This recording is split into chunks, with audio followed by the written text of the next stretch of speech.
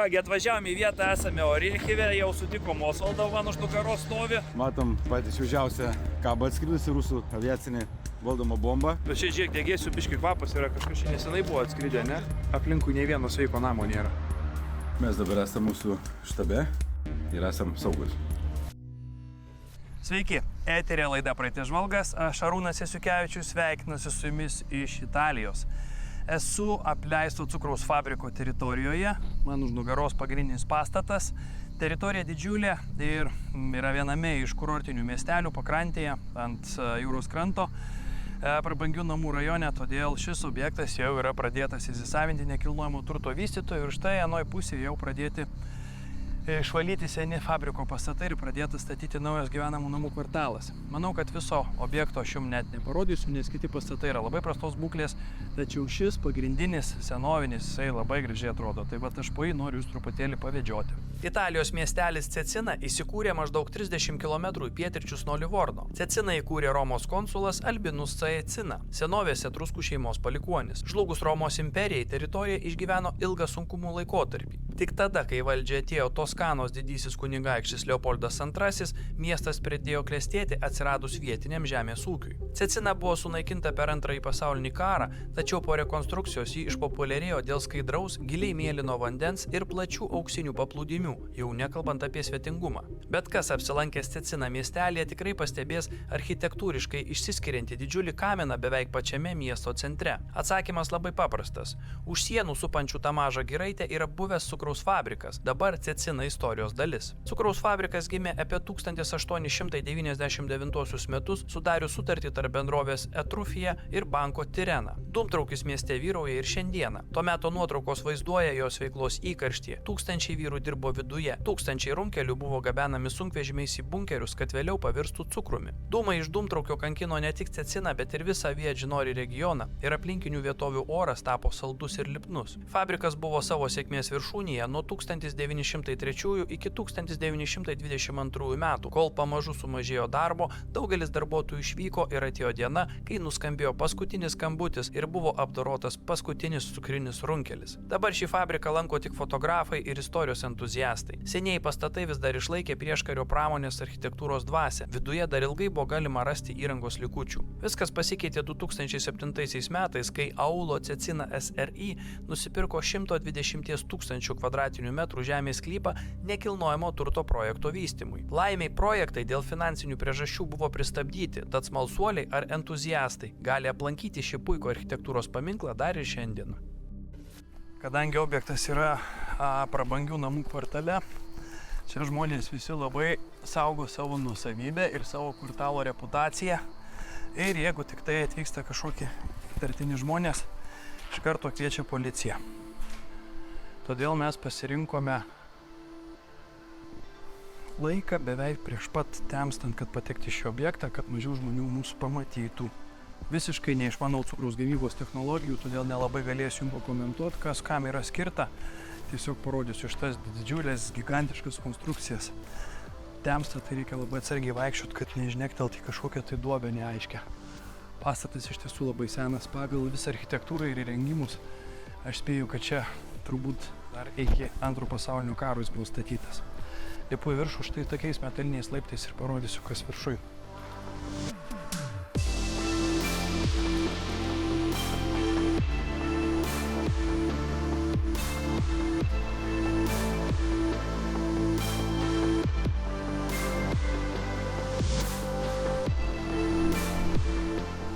Ir kas dar labai fainai, kad šitas objektas nenuvandalintas.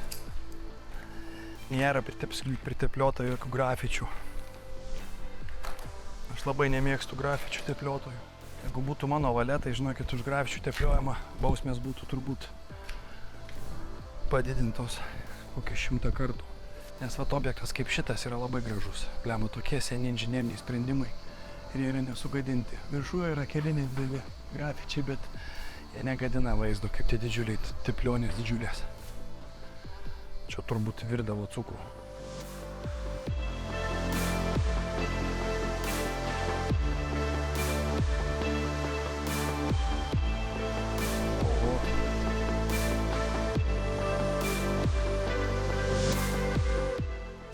savo metalinius grindys.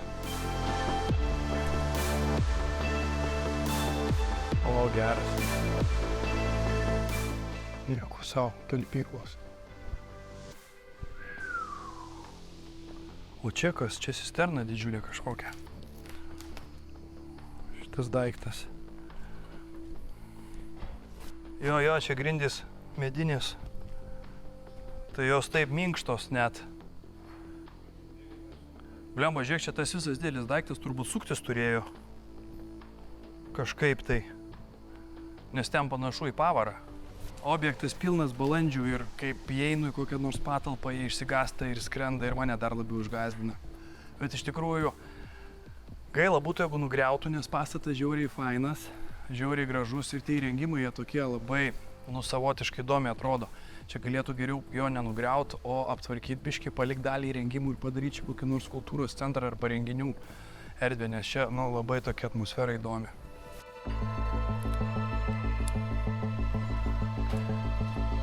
Blemba, čia stogas griūna. Konstrukcijos išlinkusios ir čerpės jau byra ant žemės. Reikia labai atsargiai žiūrėti ne tik po kojam, bet ir žiūrėti į lubas, kad kažkas neužkristų ant galvos. Blemba, iš tikrųjų, žinokit, net nežinau, ką papasakoti apie šitą objektą. Galiu tiesiog rodyti, kaip viskas atrodo ir viskas. Tyliai. Laboratorija, kažkokių įrengimų likučiai.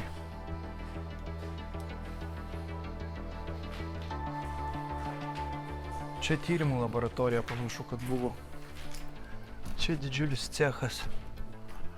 Betoninės grindys ir iš to vietoje įlūžusios. Nežinau, ar čia galima eiti ar negalima. Sijos metalinės sutrūnijusios. Čia kažkoks didžiulis būgnas. Atidomu, šitas propeleris skirtas oro padavimui, išsiurbimui ar runkeliams sutrint, kurios paskui šitam būgne makaluodavo.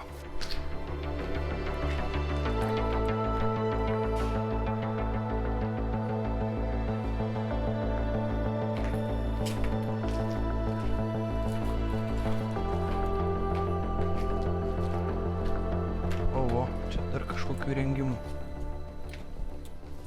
Ai, čia viršui, oi, buvo grindys. Kažkokių katilų galvos, o patys katilai apačioje.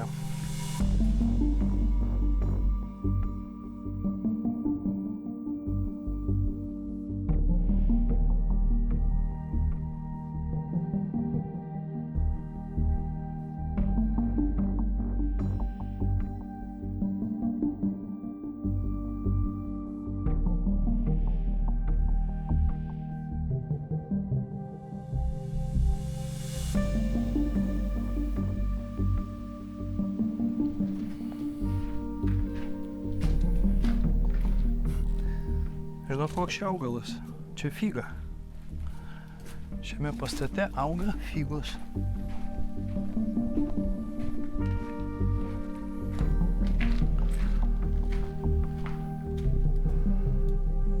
Kokie baisus metaliniai laiptai.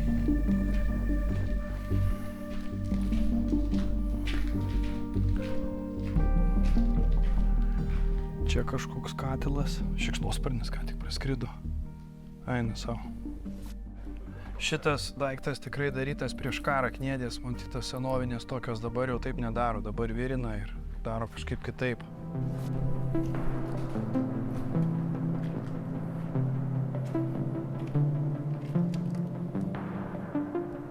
Čia tie balti milteliai dar visai galėtų būti ir saldus. Nes čia juk cukraus fabrikas. Čia viskas turi būti saldu.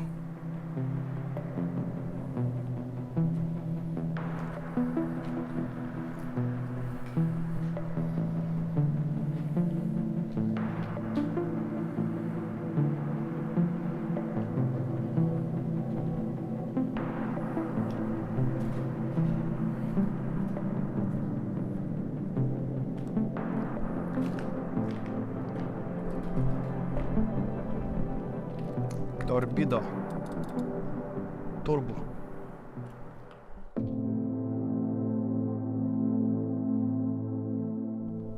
Ojei, čia būtų nemalonu kristi.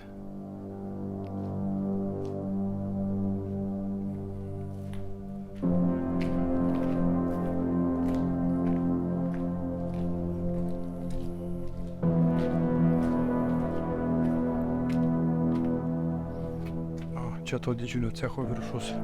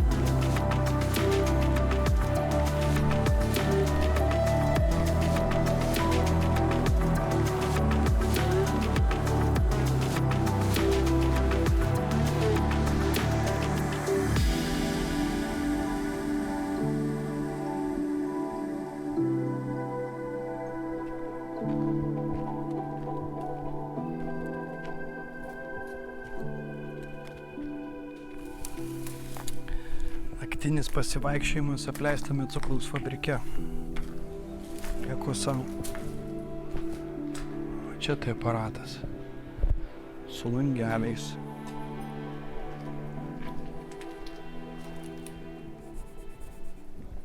Dėkui.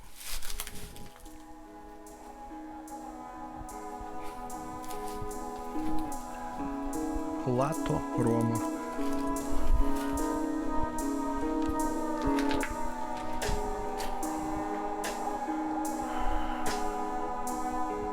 Opa, o grindų čia ir nėra. Beveik.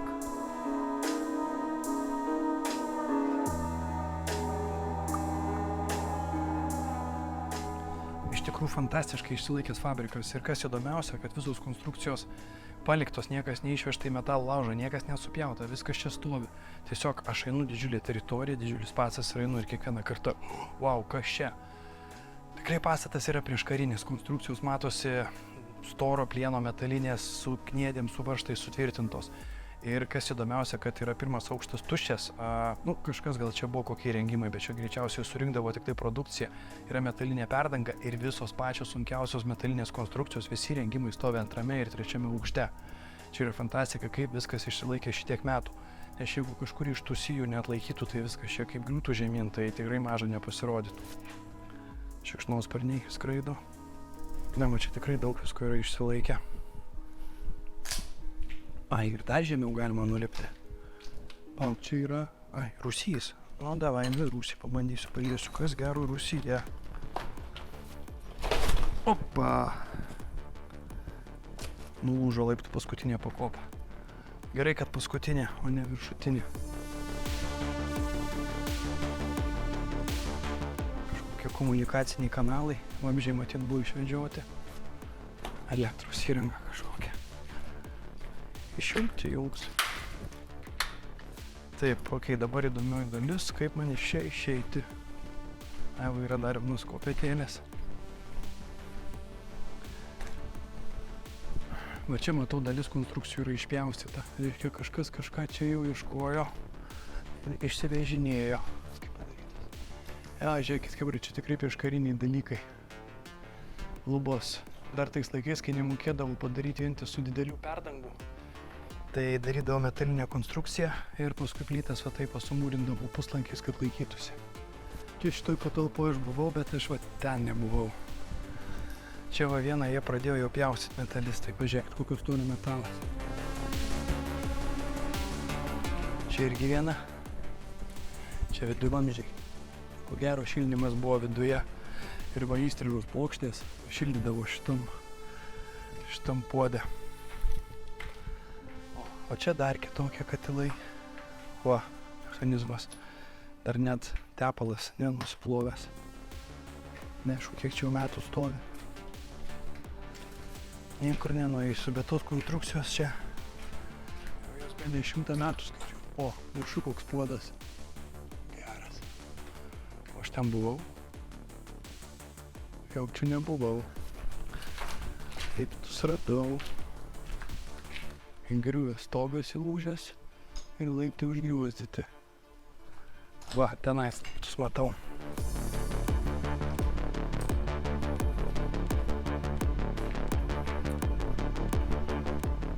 Įdomu, kaip reaguoja vietiniai gyventojai, kaip aš čia švietalioju prožektoriais pro langus laukan. Tikiuosi, mane išgirs policijos. Va čia tai puodai. Va čia tai puodai.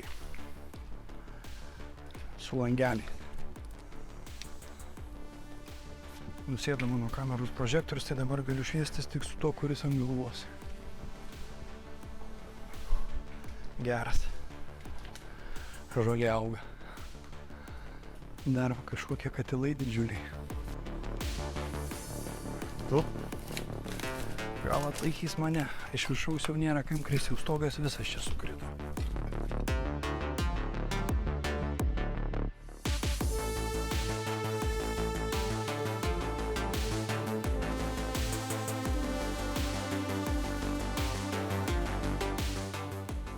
Dar viena fabriko dalis, kuri kažkada turėjo būti su stikliniu stogu, bet dabar jinai išvis yra be stogo. Eina savo, kokie katilai. Ir... Tudom. Va čia tai tikrai pildavo arba runkelius, arba cukrinės nendrės. Viskas, chebra, žinokit, jau čia darosi tamsu labai ir pavojinga vaikščioti. Aš manau, kad aš jau bet kokiu atveju greitai lėkiu lauk iš to fabriko. Ačiū, kad žiūrėjot, susimatysim kitose laidose. Ate. Paskutinės 28 sekundės. Stogo viršus. Ir vaiksis toj vieta kortelėje.